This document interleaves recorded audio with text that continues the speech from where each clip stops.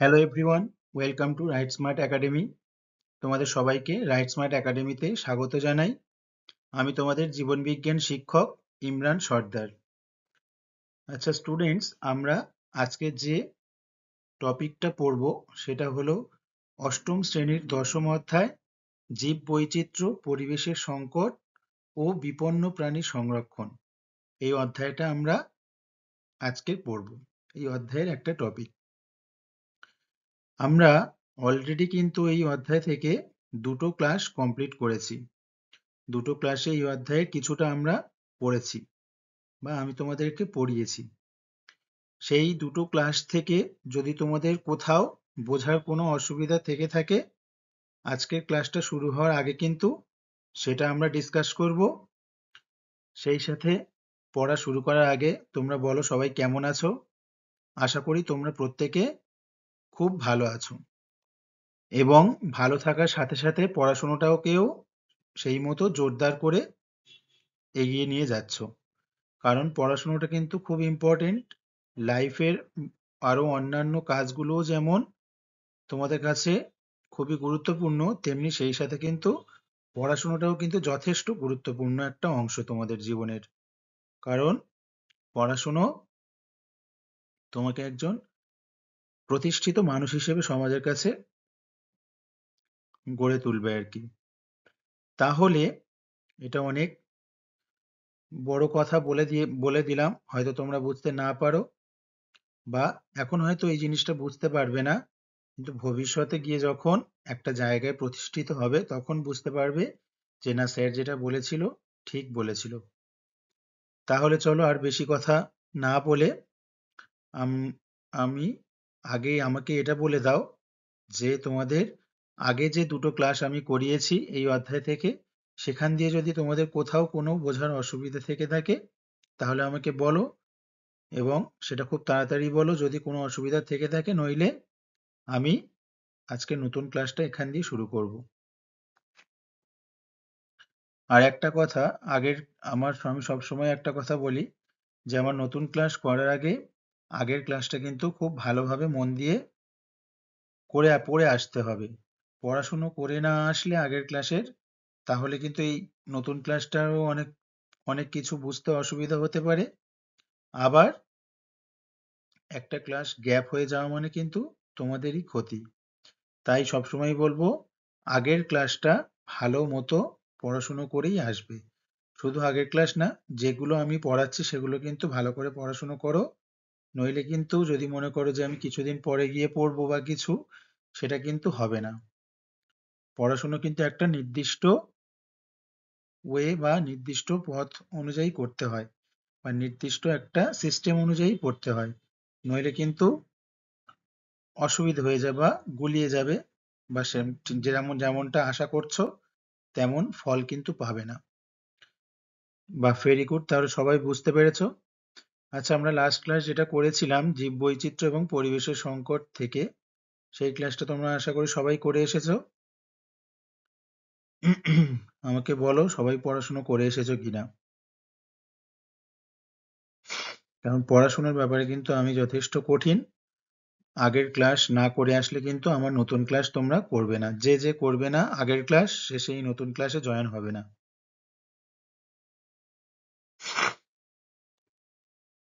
চলো, very good. ঠিক আছে, আজকে আর সময় নষ্ট করছি না, আজকে আমাদের নতুন ক্লাসটা এখান দিয়েই শুরু করছি।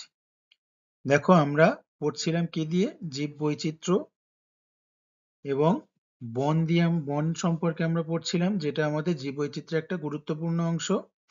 সেই বনের টপিক থেকে আমরা বেশ কিছুটা পড়েছি। এরপর থেকেও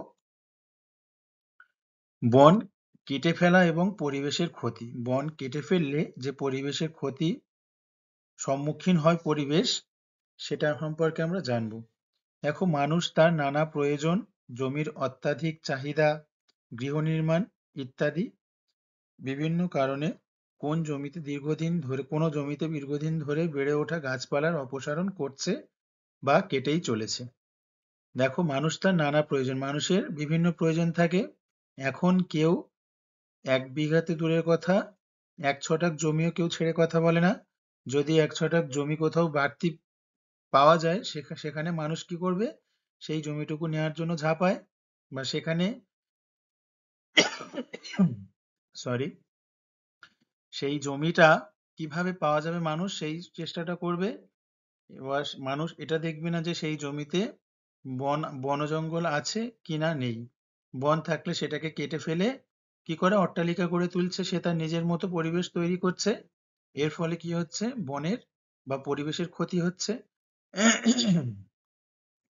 তাই মানুষ তার নানা প্রয়োজন কি কি যেমন জমির অত্যাধিক চাহিদা এবং গৃহ নির্মাণ, বাড়ি তৈরি করার জন্য মানুষ গাছপালা কেটে ফেলে সেখানে কংক্রিটের বাড়ি তৈরি করছে, যেটা কিনা পরিবেশের জন্য কিন্তু মারাত্মক ক্ষতি।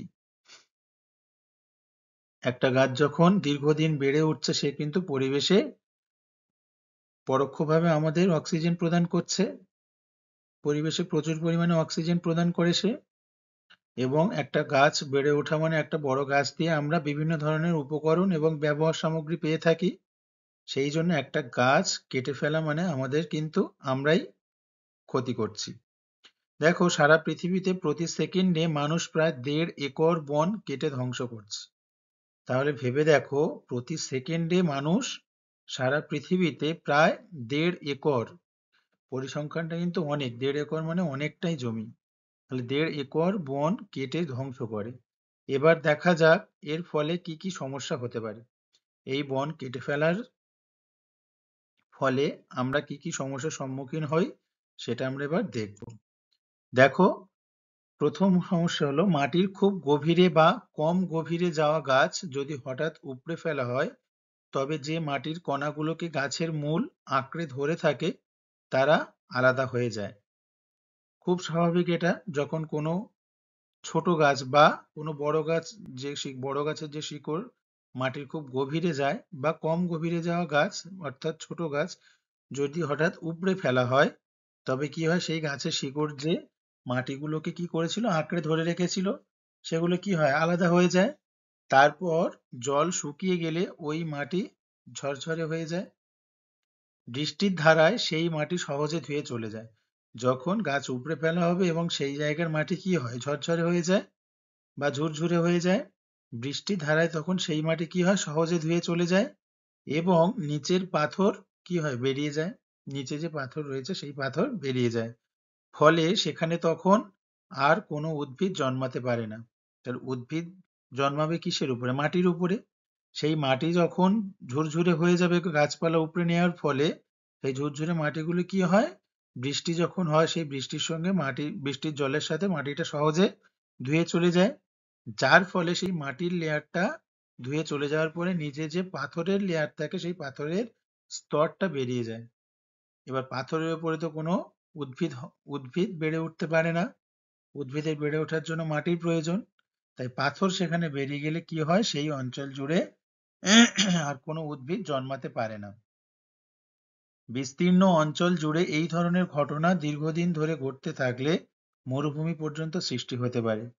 তাহলে এক জায়গায় যেখানে অনেকটা বিস্তীর্ণ অঞ্চল জুড়ে বন ছিল, সেই বনের গাছগুলো কেটে নেওয়ার ফলে সেখানকার মাটিগুলো কি হয় না, বৃষ্টির জলের সাথে ধীরে ধীরে ধুয়ে চলে যায়। যার ফলে কি হয়, সেই জায়গায় একটা বিস্তীর্ণ অঞ্চল জুড়ে পাথরের স্তর তৈরি হয়, যার ফলে কি হয়, সেই জায়গায় আর উদ্ভিদ বেঁচে থাকতে পারে না বা উদ্ভিদ জন্মাতে পারে না। যার ফলে কি হতে পারে, ভবিষ্যতে সেই সমস্ত জায়গায় মরুভূমি পর্যন্ত সৃষ্টি হতে পারে। তাহলে বুঝতে পারলে গাছ কেটে নেওয়ার ফল কতটা মারাত্মক হতে পারে।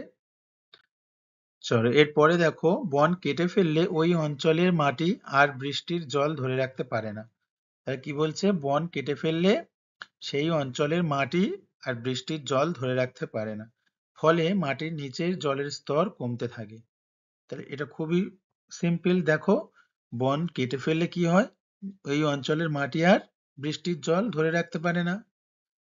কেন ধরে রাখতে পারে না, কারণ মাটিগুলো আলগা হয়ে যায়, ফলে মাটির নিচের যে জলের স্তর সেটা কি হয়, কমতে থাকে। বন ক্রমাগত কাটতে থাকলে কার্বন ডাই অক্সাইড শোষণে বেশি সক্ষম গাছের সংখ্যা ক্রমশ কমতে থাকে। তাহলে বন যখন ক্রমাগত কাটতে থাকবো তখন থেকে বনের ভিতরে অনেক বড় বড় বৃক্ষও থাকে, অনেক বড় উদ্ভিদ থাকে। আমরা আগের দিন বর্ষা বন সম্পর্কে পড়ছিলাম। একটা একটা গাছ কয়েকশো মিটারের উপরে লম্বা। সেই গাছগুলো কতটা লম্বা হতে পারে কালকে আমরা এই আগের ক্লাসে আমরা পড়েছি বা জেনেছি যে যখন বৃষ্টিপাত হয় সেই বর্ষা বনে প্রথম বৃষ্টির জলের ফোঁটাটা সেই জঙ্গলের নিচে সেই বনের মেঝেতে পৌঁছাতে প্রায় 10 মিনিট সময় লাগে। তাহলে কত বড় বড় গাছ বর্তমান সেই সব বনে। তাহলে এই বনের গাছগুলো যখন ক্রমাগত কাটতে থাকা হবে, তখন কি হবে? বড় বড় গাছ মানে যথেষ্ট কার্বন ডাই অক্সাইড শোষণ করে এবং ততটাই অক্সিজেন আবার আমাদের পরিবেশে নির্গত করে। তো কার্বন ডাই অক্সাইড শোষণে বেশি সক্ষম এই গাছের সংখ্যা ক্রমশ কি হয়? কমতে থাকে। তাহলে কার্বন ডাই অক্সাইড শোষণ যখন কমে যাচ্ছে, তখন প্রকৃতিতে কি হয়? কার্বন ডাই অক্সাইডের পরিমাণ বেড়ে যায়। যার ফলে কি হয় দেখো, বাতাসে কার্বন ডাই অক্সাইডের পরিমাণ বেড়ে গেলে পরিবেশ গরম হয়ে যায়, যাকে আমরা কি বলি? Global warming. গ্লোবাল ওয়ার্মিং কিসের ফলে হয়? না, পরিবেশে কার্বন ডাই অক্সাইডের মাত্রা বিভিন্নভাবে বেড়ে গেলে তখন কি হয়? গ্লোবাল ওয়ার্মিং হয়। গ্লোবাল ওয়ার্মিং মানে কি? পরিবেশের তাপমাত্রা স্বাভাবিকের তুলনায় কিন্তু বেড়ে যাওয়া। যার ফলে কি হয়? উত্তর গোলার্ধে যে বরফ রয়েছে সেই বরফ গলে গিয়ে জলের স্তর কি হয়? বেড়ে যায়। দেখো, যার ফলে কিন্তু বন্যার সৃষ্টি হয় বিভিন্ন জায়গায়। দেখো, অতিরিক্ত গরমে জলচক্র, জল, মেঘ, বৃষ্টি, বরফ ব্যাহত হয়। যে জল চক্রটা যেটা আছে, যে আমাদের জল বাষ্পীভূত হয়ে কি হচ্ছে? মেঘে পরিণত হচ্ছে। সেই মেঘ থেকে কি হচ্ছে? বৃষ্টি। সেই বৃষ্টির জল আবার নিচে পড়ে সেই বরফে পরিণত হচ্ছে। আবার সেই বরফ গলে জলে পরিণত হচ্ছে। জল থেকে মেঘ হচ্ছে, মেঘ থেকে বৃষ্টি হচ্ছে। এটা হলো একটা জলচক্র বা ওয়াটার সাইকেল। তাহলে এই জলচক্র কি হচ্ছে? না, ব্যাহত হচ্ছে অতিরিক্ত গরমের ফলে। শুধুই অতিরিক্ত গরম হলে কি হবে? শুধু বরফ গলে জল হবে। সেই জল থেকে মেঘ তৈরি হতে কিছুটা সময় লাগে, যেটা প্রাকৃতিক ব্যাপার। সেই প্রাকৃতিক বা ন্যাচারাল যে জলচক্রটা, সেটা কিন্তু কি হয়? না, ব্যাহত হয় অতিরিক্ত এই গরমের ফলে। বৃষ্টিপাতের পরিমাণ কমতে থাকে।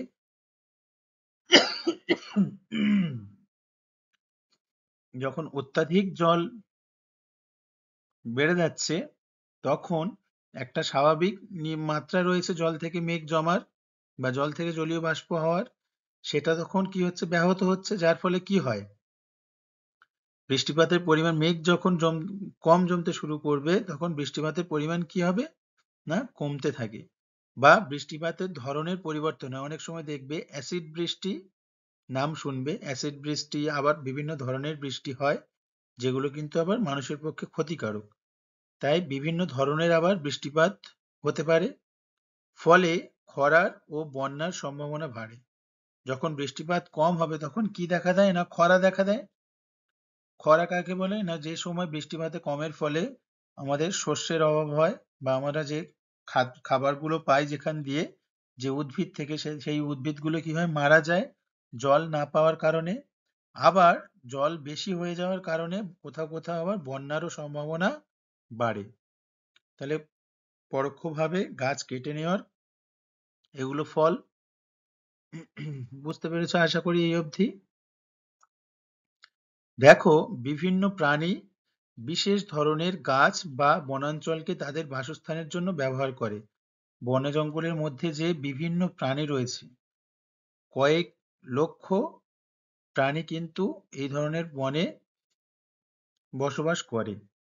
বা বড় বিস্তীর্ণ অঞ্চল জুড়ে যেসব বন থাকে, তাদের সেই বনের মধ্যে কয়েক লক্ষ কিন্তু প্রজাতির প্রাণী বসবাস করে। তার মধ্যে বিভিন্ন প্রাণী বিশেষ ধরনের গাছ বা বনাঞ্চলকে তাদের বাসস্থানের জন্য ব্যবহার করে। আমাদের সুন্দরবনে তো এক ধরনের গাছ আছে, সেই গাছের বনের মধ্যে কিন্তু রয়্যাল বেঙ্গল টাইগার বেশি বসবাস করতে স্বাচ্ছন্দ্য বোধ করে। সেই গাছটার নাম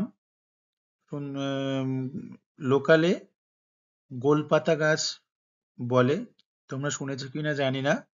দেখবে গোলপাতা গাছ গাছে কিন্তু গাছের জঙ্গলে রয়্যাল বেঙ্গল টাইগার বা বাঘ, সুন্দরবনের বাঘ এই সমস্ত অঞ্চলে বসবাস করতে বেশি স্বাচ্ছন্দ্য বোধ করে। সেটাই এখানে বলা হয়েছে, বিভিন্ন প্রাণী বিশেষ ধরনের গাছ বা বনাঞ্চলকে তাদের বাসস্থানের জন্য ব্যবহার করে। এ ধরনের বনাঞ্চল ধ্বংস হলে ওইসব প্রজাতির বিলুপ্তির সম্ভাবনা বাড়ে। ওই যে গোলপাতা গাছটা আমরা যেটা বললাম, যেখানে সুন্দরবনের বাঘেরা বেশি বাসস্থান বাঁধে, সেই গোলপাতা গাছের পাতা দিয়ে কিন্তু আবার মানুষ ঘরের চাল তৈরি করে। সেজন্য সেই গোলপাতা গাছের পাতা কিন্তু কেটে নেওয়া হয়, যার ফলে কি হয়, সেই গোলপাতা গাছের বনাঞ্চলটা কি হয়, ধ্বংস হয়। সেটাই বলছে যে দেখো, বিভিন্ন প্রাণী বিশেষ ধরনের গাছ বা বনাঞ্চলকে তাদের বাসস্থানের জন্য ব্যবহার করে। এ ধরনের বনাঞ্চল ধ্বংস হলে ওইসব প্রজাতির বিলুপ্তির সম্ভাবনা বাড়ে। এবার যে সমস্ত প্রাণীরা ওই নির্দিষ্ট বনাঞ্চলকে ঘিরে বসবাস করে, সেই বনাঞ্চল ধ্বংস হওয়ার পর সেই সমস্ত প্রজাতিরা সেখান দিয়ে কি হয়, সেই জায়গা বসবাস হারা হওয়ার ফলে তাদের হয় মারা যায় বা অন্য কোথাও গিয়ে বসবাস করতে পারে না, যার ফলে তারা কি হয়, মারা যায়। এইভাবে কি হচ্ছে না, ওইসব প্রজাতির বিলুপ্তি হচ্ছে। বিলুপ্তি ইংরেজিতে বলা হয় এক্সটিংশন। তা সেই সমস্ত প্রজাতির কি হচ্ছে, বিলুপ্তি বা এক্সটিংশন ঘটছে। এবং এর ফলে কি হয় না, জীব বৈচিত্র্য হ্রাস পায়। জীব বৈচিত্র্য মানে বিভিন্ন ধরনের জীবদের নিয়েই জীব বৈচিত্র্য গড়ে ওঠে। একটা পরিবেশের সমস্ত প্রকার জীবদের নিয়েই পরিবেশ, এই জীব বৈচিত্র্য গড়ে ওঠে। তাহলে সেই জীব বৈচিত্র্য থেকে যত জীব কমে যাবে, তখন সেই জীব বৈচিত্র্যের যে ভ্যারাইটি, যে বিভিন্নতা, সেটা কি হবে না, হ্রাস পাবে। সেটাই এখানে বলেছে। বুঝতে পেরেছো আশা করি। কেউ যদি এতটুকু না বুঝতে পারো, এতটুকু অবধি, আমাকে অবশ্যই বলবে যে স্যার আমি এই জায়গায় বুঝতে পারিনি। তাহলে আমি কিন্তু আবার তোমাদেরকে বুঝিয়ে দেব। চলো, ভেরি গুড, সবাই বুঝতে পেরেছো তাহলে। দেখো, কি করে বন বাঁচানো সম্ভব। তাহলে বন বাঁচানো কিভাবে সম্ভব। দেখো, বনাঞ্চলে গাছ কাটা বন্ধ করা, এটা তো আবশ্যিক। বনকে বাঁচাতে গেলে সেই বনে যে গাছগুলো রয়েছে, সেই গাছ কাটা কিন্তু কি করতে হবে না, বন্ধ করতে হবে। গাছ পোঁতা ও নতুন নতুন বনাঞ্চল তৈরি করা। আমাদের যেহেতু গাছ কাটা পড়ছে, বন ধ্বংস হচ্ছে, সেই জন্য তার বিকল্প হিসেবে কি করতে হবে, আমাদের নতুন করে গাছ পুঁততে হবে এবং নতুন নতুন বনাঞ্চল তৈরি করতে হবে। যেসব জায়গা দেখা যাবে, যেসব জায়গা অনেকটা ফাঁকা পড়ে রয়েছে বনাঞ্চল হওয়ার, অথচ বনাঞ্চল হওয়ার উপযোগী এমন জায়গাকে বনাঞ্চলে পরিণত করতে হবে। সেখানে নতুন নতুন গাছ পুঁতে বা রোপণ করে সেই সমস্ত জায়গাগুলি বনাঞ্চল তৈরি করতে হবে। তাহলে কিন্তু আমরা কিছুটা হলেও বনের বনকে আমরা বা বনের পরিবেশকে আমরা ফিরিয়ে আনতে পারবো। বনে আগুন লাগার সম্ভাবনা কমানো ও বনাঞ্চলে পশুচারণ নিয়ন্ত্রণ করা। তাহলে বনে আগুন লাগার সম্ভাবনাটা কি করতে হবে না, কমাতে হবে। কিভাবে কমাতে হবে না, বনাঞ্চলের মধ্যে গিয়ে মানুষের রান্না বান্না করা, সেগুলো ঠিক নয়। বা বনাঞ্চলে আর বিভিন্ন মানুষের দ্বারা বিভিন্ন যে কারণে বনাঞ্চলে আগুন লাগে, সেই আগুন লাগার সম্ভাবনা কমাতে হবে। আগুন লেগে গেলে সেটা কিভাবে নেভাতে হবে, সেটার বিকল্প ব্যবস্থা তৈরি করে যেভাবে হোক বনে আগুন লাগার সম্ভাবনাটাকে কি করতে হবে, কমাতে হবে। এবং বনাঞ্চলে পশুচারণ নিয়ন্ত্রণ করা, বনাঞ্চলে পশুচারণ নিয়ন্ত্রণ করতে হবে। কারণ যখন বনাঞ্চল তৈরি হচ্ছে, ছোট ছোট গাছ, সেখানে পশুচারণ করলে কি হবে, গাছ লাগালে ছোট ছোট গাছের পাতা খেয়ে বা ছোট ছোট গাছগুলোকে খেয়ে সার্বিকভাবে জঙ্গলের ক্ষতি করবে পশুরা। সেই জন্য বনাঞ্চলে কি করতে হবে না, পশুচারণ নিয়ন্ত্রণ করতে হবে।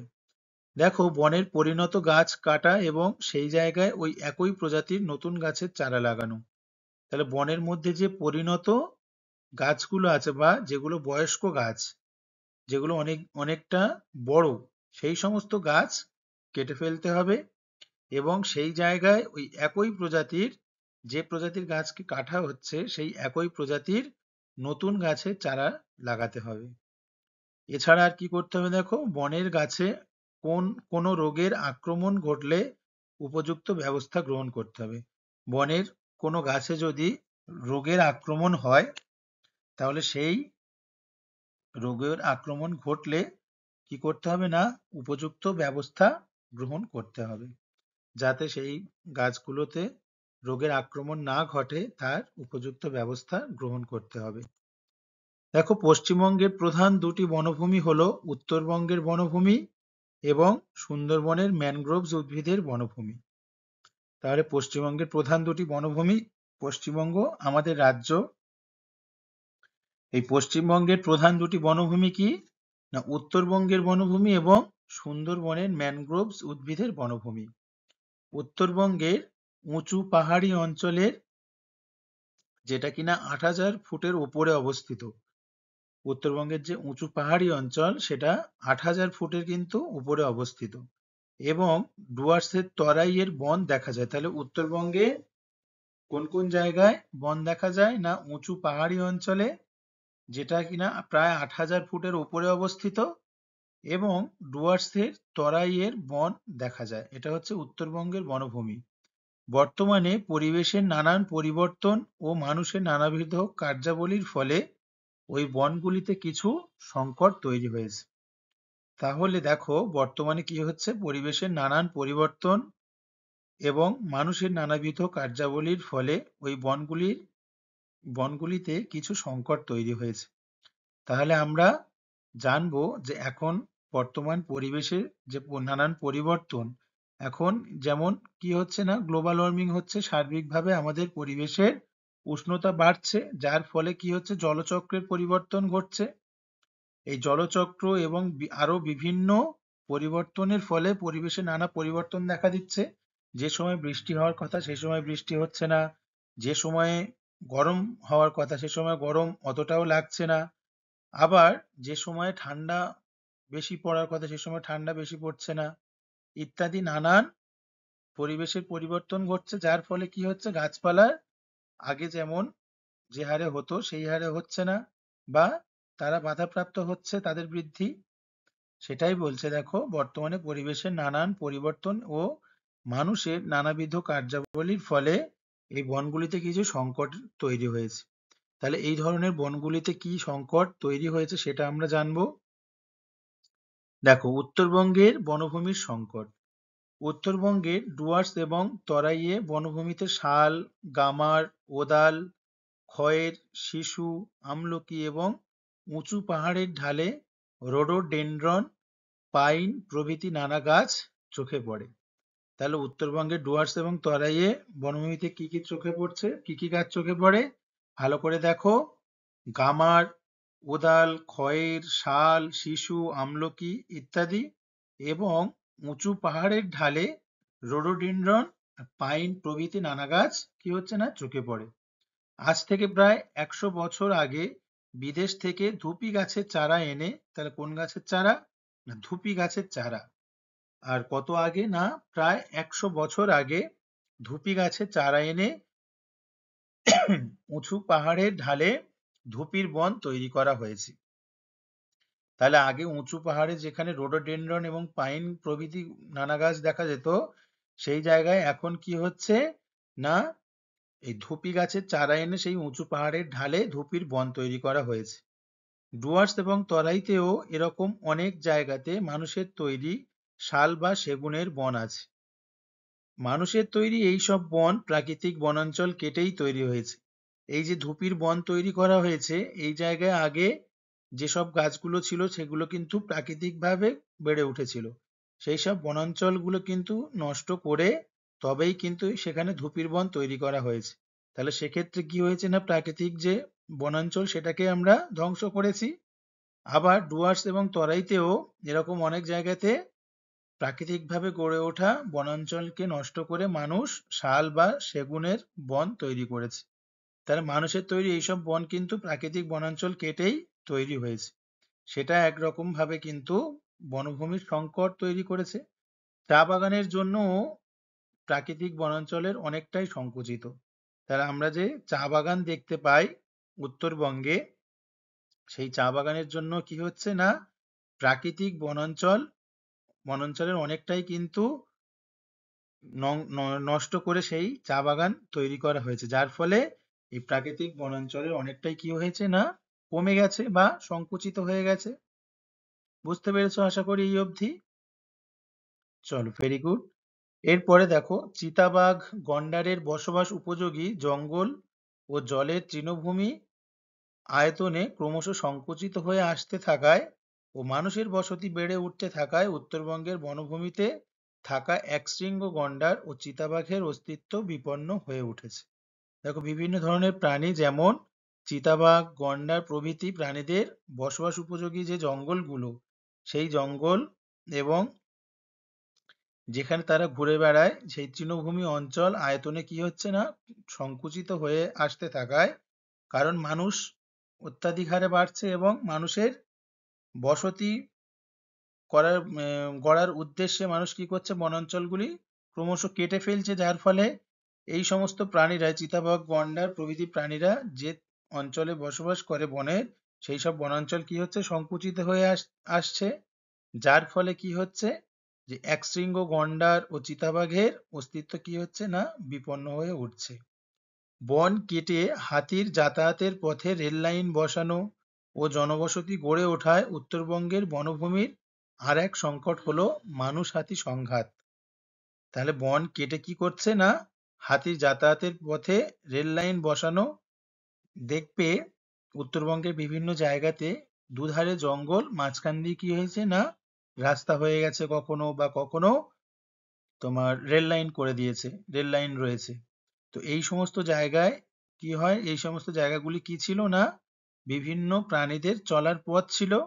সেই চলার পথগুলো কেটে মানুষ জনবসতি গড়ে তোলার জন্য বা মানুষের চলার সুবিধের জন্য কি করেছে, সেখানে রাস্তা তৈরি করেছে, সেখানে রেল লাইন তৈরি করেছে। এই সমস্ত জিনিস করে সেই বন অঞ্চলকে কি করেছে, সংকুচিত করেছে, যার ফলে কি হচ্ছে, যেখানে প্রাণীদের চলার পথ ছিল সেখানে মানুষেরা চলাচল করছে, যার ফলে সেই সমস্ত জায়গায় মানুষের সাথে বিভিন্ন প্রাণীর সংঘাত ঘটছে, কখনো বাঘ, কখনো হাতি, এই সমস্ত প্রাণীদের সঙ্গে মানুষের সংঘাত ঘটছে, যার ফলে কি হচ্ছে, অনেক প্রাণীও মারা যাচ্ছে, আবার অনেক মানুষও মারা যাচ্ছে। দেখো, উত্তরবঙ্গে ইদানিং ট্রেনে কাটা পড়ে অনেক হাতি মারা যাচ্ছে। তাহলে যে জায়গায় প্রাণীদের চলার পথ ছিল সেখানে ট্রেন লাইন করে দেওয়ার ফলে সেই ট্রেনে কাটা পড়ে কিন্তু অনেক হাতি মারা যাচ্ছে। বর্ষার শুরুতে ভুট্টা ফলার সময় আর শীতের শুরুতে ধান পাকতে শুরু করলে হাতির চলাচল অনেকটা কি হয়, বেড়ে যায়। তাহলে বর্ষার শুরুতে যখন ভুট্টা ফলে এবং শীতের শুরুতে যখন ধান পাকতে শুরু করে, সেই সমস্ত খাবার খাওয়ার উদ্দেশ্যে হাতিদের কি হয়, চলাচল অনেকটা বেড়ে যায়। হাতির দল তখন নানা দিকে কি হয়, ছড়িয়ে ছিটিয়ে পড়ে, ফলে মানুষের সঙ্গে হাতির সংঘাত শুরু হয়ে যায়। তাহলে বুঝতে পারলে এতটুকু, যে বনাঞ্চল কি করা হচ্ছে না, মানুষের সুবিধার জন্য বনাঞ্চল কেটে নেওয়ার ফলে বিভিন্ন প্রাণীর চলাচল এবং বসবাস ক্ষতিগ্রস্ত হচ্ছে, যার ফলে কি হচ্ছে না, মানুষের সঙ্গে সেই সমস্ত প্রাণীদের সংঘাত শুরু হয়ে যায়। এরপর আমরা দেখব ম্যানগ্রোভস বনভূমি ও বর্তমান সংকট। পশ্চিমবঙ্গের দক্ষিণ দিকে জোয়ার ভাটা প্লাবিত অঞ্চলে শ্বাসমূলযুক্ত যে বিশেষ উদ্ভিদ সমষ্টি চোখে পড়ে, তারা মিলেমিশে ম্যানগ্রোভস অরণ্য বা বাদাবন তৈরি করেছে। তাহলে ম্যানগ্রোভস অরণ্য কি কি উদ্ভিদের সমষ্টি দিয়ে তৈরি হয়েছে দেখো। পশ্চিমবঙ্গের দক্ষিণ দিকে জোয়ার ভাটা প্লাবিত অঞ্চলে, যেখানে নদী রয়েছে বা জোয়ার ভাটা যেখানে রয়েছে, বা আমাদের সুন্দরবন হলো কি নদী কেন্দ্রিক অঞ্চল, সুন্দরবনের ম্যানগ্রোভস বনভূমি হলো নদী কেন্দ্রিক, নদীকে কেন্দ্র করে গড়ে উঠেছে।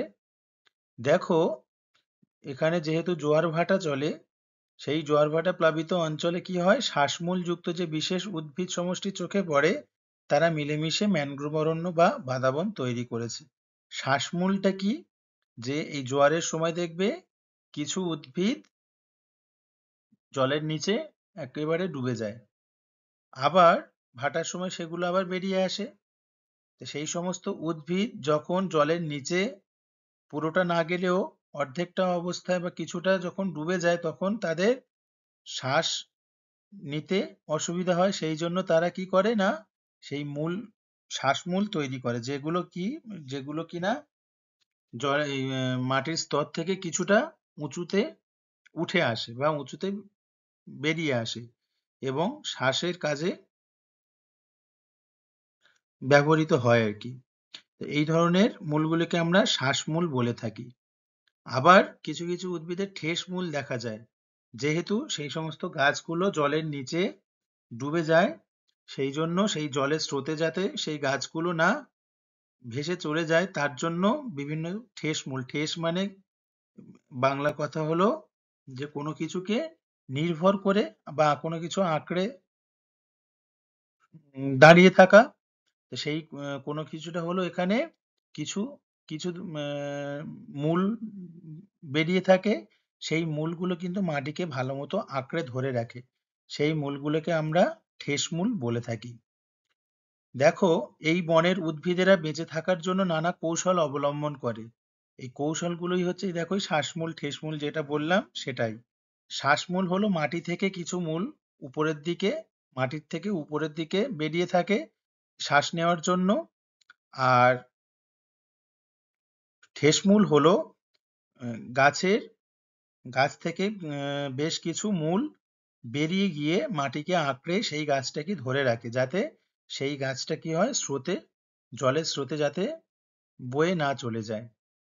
এই বনের উদ্ভিদেরা বেঁচে থাকার জন্য নানা কৌশল অবলম্বন করে। এই বনের বাইন, পশুর, কেওড়া, গরান প্রভৃতি উদ্ভিদের নিজের অংশ জোয়ারের সময় দিনে দুবার জলে ঢেকে যায়। যেটা বলছিলাম, জোয়ারের সময় দিনে দুবার জোয়ার আসে, সেই জোয়ারের সময় এদের উদ্ভিদের নিজেদের কিছু অংশ কি হয়, জলে ঢেকে যায়। মাটির সূক্ষ্ম ছিদ্রগুলো কাদায় ঢাকা পড়ায় শ্বাসকার্য চালানো অসম্ভব হয়ে পড়ে। তাহলে জল যখন ঢেকে ফেলে তখন মাটির সূক্ষ্ম ছিদ্রগুলি কি হয়, কাদায় ঢাকা পড়ে এবং যার ফলে কি হয়, শ্বাসকার্য চালানো এদের পক্ষে অসম্ভব হয়ে পড়ে। তাই এইসব উদ্ভিদের মূল থেকে মাটির উপরে অসংখ্য শ্বাসমূল বেরোয়। তাহলে উদ্ভিদের মূল থেকে মাটির উপরের দিকে কি বেরোচ্ছে, তাহলে শ্বাসমূল, যেটা বলছিলাম যে মাটির উপরের দিকে এক ধরনের মূল বের করে দেয়, সেটাকে আমরা শ্বাসমূল বলছি, যার থেকে তারা শ্বাসকার্য চালায়। দেখো, আবার কোনো ম্যানগ্রোভ যাতে জোয়ার ভাটা স্রোতের টানে উপড়ে না যায়, তার জন্য ঠেসমূল বার করে। যেটা আমরা ঠেসমূল পড়লাম, ঠেসমূলটা কি, যাতে এই ঠেসমূলটা হলো উদ্ভিদ থেকে অনেক প্রচুর পরিমাণে মূল বেরোয়, যেগুলো মাটির সঙ্গে আঁকড়ে রেখে সেই উদ্ভিদটাকে দাঁড় করিয়ে রাখে, যাতে ভাটা স্রোতের টানে সেই উদ্ভিদটা উপড়ে না চলে যায়। গর্জন গাছে এটি ভালোভাবে চোখে পড়ে। তাহলে কোন গাছে ঠেসমূল দেখা যায়, দেখো, গর্জন গাছে এটি ভালোভাবে চোখে পড়ে। আবার গর্জন, গরান, কাঁকড়া প্রভৃতি উদ্ভিদে বংশরক্ষার তাগিদে পাকা ফল মাটিতে পড়ার আগেই তার মধ্যে কি হয়, অঙ্কুরোদ্গম হয়ে যায়। তাহলে যখন ফলটা পাকা হচ্ছে, সেই পাকা ফলের মধ্যে আবার কি হয়ে যাচ্ছে, অঙ্কুরোদ্গম হয়ে যায়। শিশু উদ্ভিদটি যাতে মাটিতে শক্তভাবে আঁকড়ে থাকতে পারে, তার জন্য বিশেষ ব্যবস্থা দেখা যায়। সেই শিশু উদ্ভিদটা যখন যেন মাটিতে আঁকড়ে থাকতে পারে, যাতে ভেসে চলে যেতে না পারে, তার জন্য কিন্তু বিশেষ ব্যবস্থা দেখা যায়। তাহলে বুঝতে পেরেছো এই অবধি শ্বাসমূল কি, ঠেসমূল কি, আশা করি বুঝতে পেরেছো। কেউ যদি বুঝতে না পারো কিন্তু অবশ্যই বলবে। চলো, দেখো, ম্যানগ্রোভস অরণ্যের উদ্ভিদেরা অনবরত আরেকটি সমস্যার মুখোমুখি হয়। কি সমস্যা, না জোয়ারের সময় সমুদ্রের নোনা জল সরাসরি খাড়ির মধ্যে প্রবেশ করে। জোয়ারের সময় তাহলে যে সরু সরু খাড়ি থাকে, সেই খাড়ির মধ্যে সমুদ্রের নোনা জল প্রবেশ করে। 1000 গ্রাম সমুদ্রের জলে প্রায় 33 থেকে 38 গ্রাম লবণ থাকে। তাহলে 1000 গ্রাম সমুদ্রের জলে প্রায় 33 থেকে 38 গ্রাম কিন্তু লবণ থাকে, যা স্থলভাগের উদ্ভিদরা সহ্য করতে পারে না। সামুদ্রিক গাছগুলো তো সেই সব সমুদ্রের জল সহ্য করতে পারে, কিন্তু যখন জোয়ার হয়, জোয়ারের জলটা স্থলভাগের যে বিভিন্ন খাঁড়ি রয়েছে সেই খাঁড়ির মধ্যে প্রবেশ করে এবং অতিরিক্ত লবণাক্ত হওয়ায় সেই খাঁড়ির এই যে স্থলভাগে সেই গাছগুলো কিন্তু এই সমুদ্রের জল সহ্য করতে পারে না, কারণ অতিরিক্ত লবণ উদ্ভিদের দেহকলায় বিষক্রিয়া সৃষ্টি করে। বাদাবনের উদ্ভিদেরা আংশিকভাবে মূল বা পাতার লবণ গ্রন্থির সাহায্যে এই লবণ বের করে দেওয়ার চেষ্টা করে। তাহলে দেখো বাদাবনের উদ্ভিদেরা কি করছে, আংশিকভাবে মূল বা পাতার লবণ গ্রন্থির সাহায্যে এই লবণ বের করে দেওয়ার চেষ্টা করে। এছাড়াও পাতা ঝরে যাওয়ার মাধ্যমেও লবণ বার করে দেয়। তাহলে কিভাবে বাদাবনের উদ্ভিদেরা লবণ বার করে দেয় বুঝতে পারলে? দেখো, তবে বর্তমানে পরিবেশের তাপমাত্রা ক্রমশ বাড়তে থাকায় জলের উচ্চতা ক্রমাগত বাড়ছে। তাহলে কি বলছে দেখো, বর্তমানে পরিবেশের তাপমাত্রা ক্রমশ বাড়তে থাকায় জলের উচ্চতা ক্রমাগত বাড়ছে। কারণ পরিবেশের তাপমাত্রা বাড়লে কি হচ্ছে না, বরফ গলে জলে পরিণত হচ্ছে, যার ফলে কি হচ্ছে, জলের উচ্চতা ক্রমাগত বাড়ছে। আর জলে বাড়ছে কি না, নুনের পরিমাণ। এতে বহু গাছের সংখ্যা উল্লেখযোগ্যভাবে কমতে শুরু করেছে। যখন জল বেড়ে যাচ্ছে এবং জলে নুন বেড়ে যাচ্ছে, তখন কি হচ্ছে না, যে স্থলভাগে খাঁড়িতে যে ভালো গাছগুলো রয়েছে, যেগুলো মিঠে জলে জন্মিয়েছে, সেই গাছগুলোর সংখ্যার পরিমাণ কি হচ্ছে, উল্লেখযোগ্যভাবে কমতে শুরু করেছে। ফলে বিপন্ন হয়ে পড়ছে বাঘ, খাড়ির কুমির, রিভার টেরাপিন এর মতো প্রাণীরা। তাহলে এর ফলে কি হচ্ছে না, বিপন্ন হয়ে পড়ছে কারা? বাঘ, খাঁড়ির কুমির, রিভার টেরাপিন নামক এক ধরনের নদীর কচ্ছপ রয়েছে, এই সমস্ত প্রাণীরা কিন্তু বিপন্ন হয়ে পড়ছে। তাহলে বুঝতে পেরেছো দুই ধরনের যে বনভূমি রয়েছে সেটা কিভাবে ক্ষতিগ্রস্ত হচ্ছে বা কিভাবে সংকটের মুখে পড়েছে। চলো, ভেরি গুড। আজকে ক্লাসটা তাহলে আমাদের এই অবধি থাকলো। তোমাদের সঙ্গে দেখা হচ্ছে পরবর্তী কোনো ক্লাসে। ততক্ষণের জন্য সবাই সুস্থ থাকো এবং ভালো থেকো।